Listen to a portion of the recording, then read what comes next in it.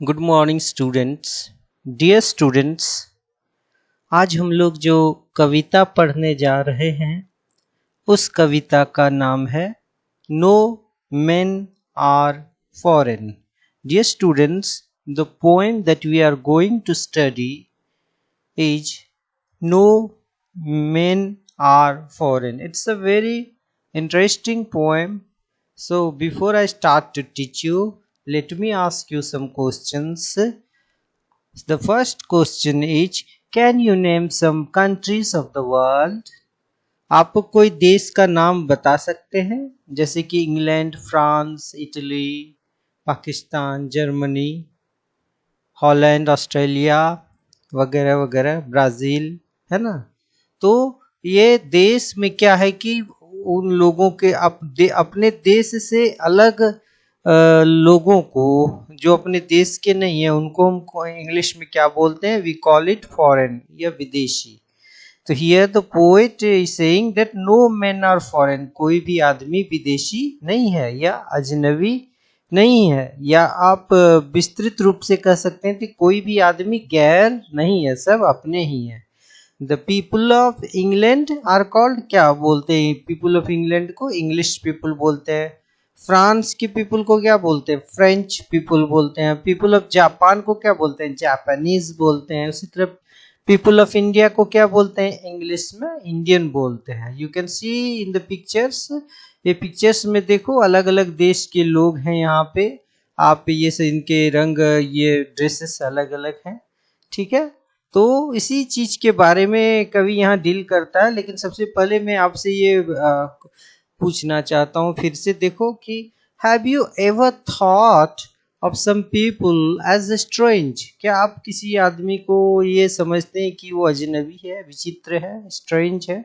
और other countries as foreign, या कोई देश को विदेश समझते हैं?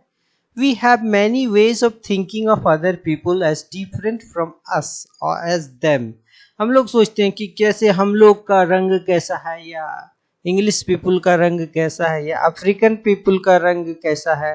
अभी आईपीएल चल रहा है तो आप लोग देखते होंगे कि वेस्ट इंडीज के खिलाड़ी हैं, या साउथ अफ्रीका के खिलाड़ी हैं, फिर ऑस्ट्रेलिया के खिलाड़ी हैं, इंग्लैंड के खिलाड़ी हैं, वगैरह वगैरह। जैसे रवाडा हुआ, या डुप्लेसिस हुआ, माइकल होल्डिंग हुआ, है ना, या वो जो हिटर है क्रिस गेल, उसके सबों के रंग अलग अलग है ना। उनको हम लोग क्या बोलते हैं? फॉरेन खिलाड़ी बोलते हैं। तो दे मे बिलोंग टू डिफरेंट कंट्री, वो अलग अलग देश के हो सकते हैं, और स्पीक अ डिफरेंट लैंग्वेज, और पीपल अलग अलग लैंग्वेज बोलते हैं। जैसे इंग्लैंड के पीपल, आदमी लोग इंग्लिश बोलते हैं, चाइना के पीपल चाइनीज बोलते हैं, या इसी तरह से सब देश की अपनी अपनी भाषा होती है।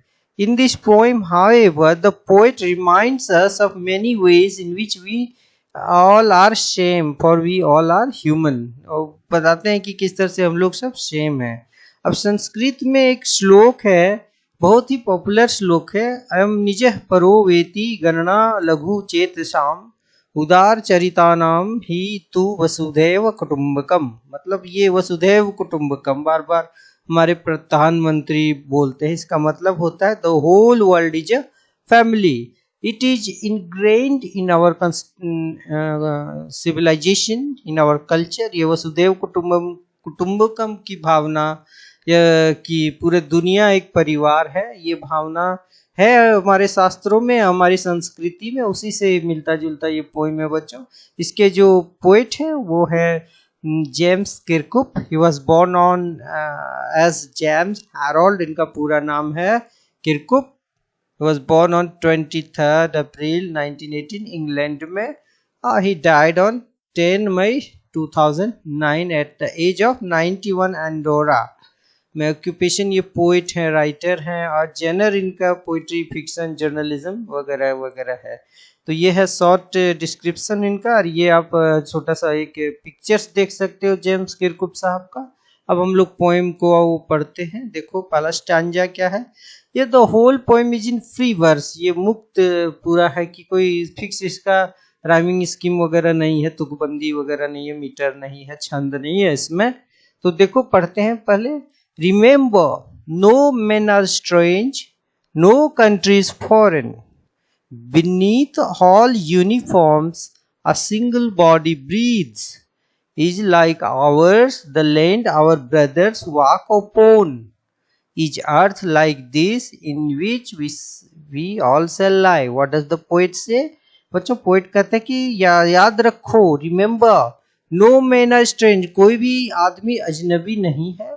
नो कंट्रीज फॉरेन, कोई भी देश जो है वो विदेश नहीं है. Actually the whole world is a family. The poet wants to say कि पूरी दुनिया एक परिवार है. बीनीथ ऑल यूनिफॉर्म्स, हम लोग जो अलग अलग रंग के पोशाक पहनते हैं, यूनिफॉर्म्स मतलब पोशाक, ट्रेडिशनल पोशाक. अब इंडिया में ही देख लो कि वो राजस्थानी लोगों का ट्रेडिशनल पोशाक अलग होता है, फिर नॉर्थ ईस्ट वाले लोगों का ट्रेडिशनल पोशाक अलग होता है ना. लेकिन ये सारे, या आप देश विदेशी लोगों का देखो तो इंग्लैंड या अफ्रीकन लोगों का ट्रेडिशनल जो पोशाक होता है वो अलग अलग कलर्स के होते हैं, अलग अलग तरह के होते हैं. लेकिन beneath all uniforms a single body breathes, एक ही तरह की बॉडी सांस लेती है. Is like our the land our brothers walk upon, जिस तरह से हमारी हम जमीन है, हम जमीन पे चलते हैं जिस तरह से, उसी तरह से जमीन में हमारे भाई बहन, ये चाइनीज भाई बहन, जापानीज, इटालियन, इंग्लिश, जर्मन, सभी एक ही तरह के, उसी तरह के जमीन में चलते हैं. उनके यहाँ भी रेगिस्तान है, उनके यहाँ भी नदियां हैं, उनके यहाँ भी पहाड़ हैं, उनके यहाँ भी मैदान है, उनके यहाँ भी धान की खेती होती है ना. तो वही बोलता है कि is like our the land our brothers walk upon. Brothers मतलब पूरी दुनिया के भाई लोग, जितने भी हमारे बंधु लोग हैं वो लोग उसी तरह, जिस तरह हम अपनी जमीन पे चलते हैं उसी तरह वो लोग चलते हैं.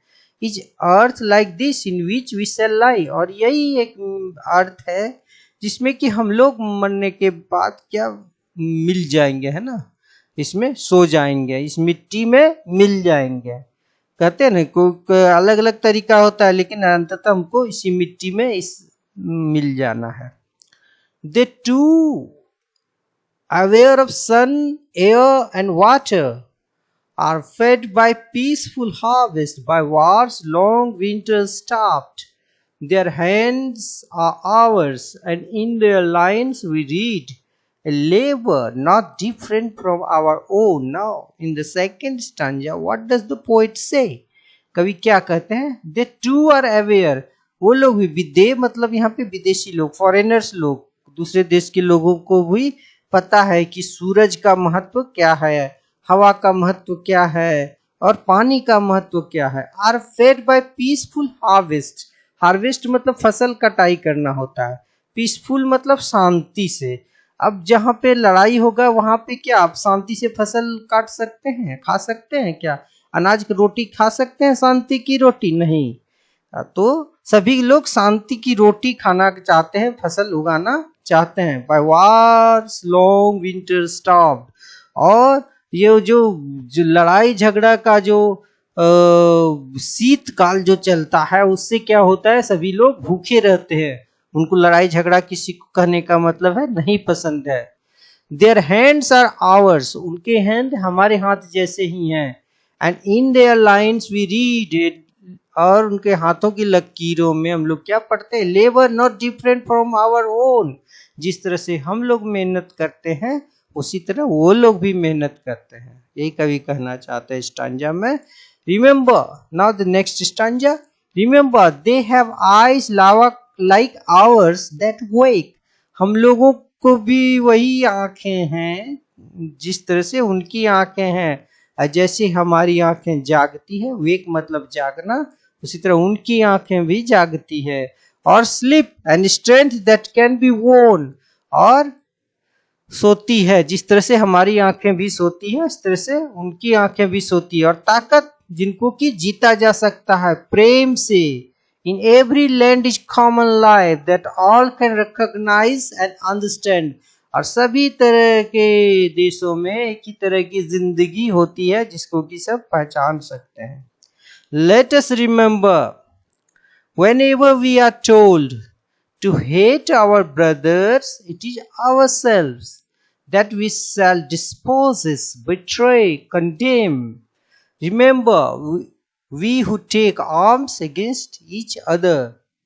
अब बोलते हैं कि रिमेंबर, याद रखो, जब भी हम लोगों को ये कहा जाता है टू हेट, अपने भाई से घृणा करने के लिए, इट इज आवर सेल्व्स। अगर कहा जाता है कि तुम दूसरे देशों को, इंग्लिश पीपल से, फ्रेंच, जर्मन या अपने पड़ोसी देशों से घृणा, लोगों से घृणा करो, वस्तुतः हम लोग अपने आप से ही घृणा करते हैं, अपने लोगों से ही घृणा करते हैं।